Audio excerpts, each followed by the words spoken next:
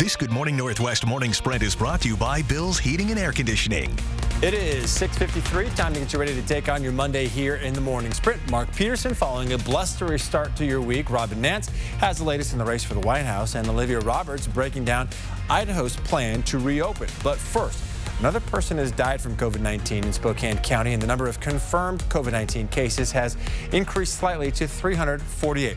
Across the state, more than 13,000 people have tested positive for the virus. It's killed 738 people in Washington. In Idaho, we are entering our fourth day without a new report of COVID-19 in Kootenai County, but cases are still increasing around the state of Idaho. The CDC has just added several new symptoms of COVID-19. Take a look at this.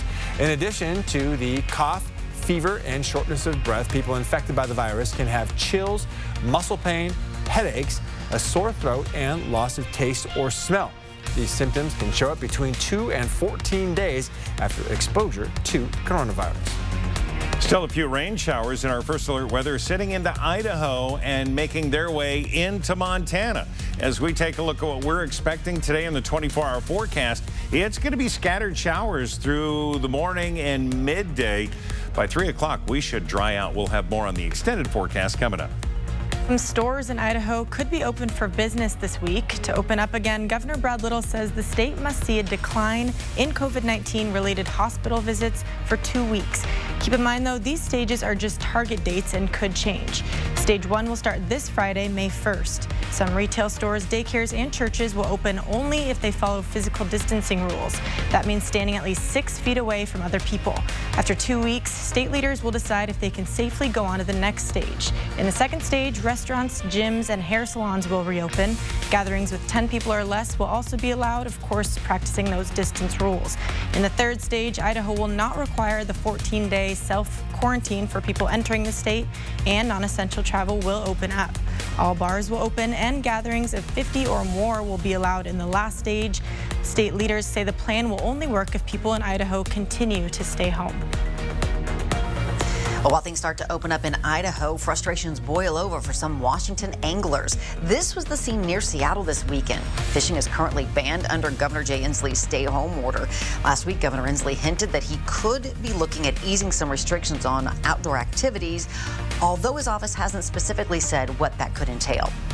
If you plan to file for unemployment this week in Washington, you will join about 1 million others. That's why the Employment Security Department is asking that you wait until tomorrow to file if you can. That will help you avoid the Monday surge and ease the strain on the system.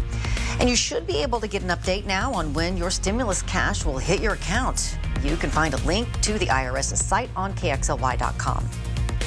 Today, I am proud to endorse Joe Biden for President of the United States. Another high-profile endorsement for Joe Biden. House Speaker Nancy Pelosi formally endorses the former vice president, calling him a leader who is the personification of hope and courage.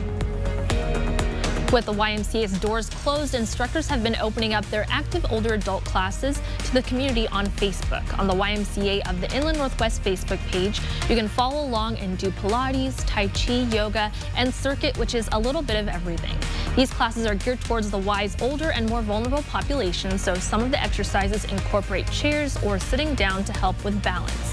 Health and Fitness Director of the North YMCA, Deborah McDonald, says she feels for their older members who are probably feeling very isolated during this time. Check out this story on KXLY.com for the schedule. Well, coming up next on Good Morning America, nearly 20 million students are projected to enroll in college courses this week, but that number is now very much in question. Some colleges and universities are starting to propose ways to reopen their doors. It's really unappealing to me, the idea of paying for college and doing all of that schoolwork when I'm not able to connect face-to-face with the people that are teaching me and the people that I'm working with. The May 1st decision day deadline is now just days away. Many now reconsidering their plans.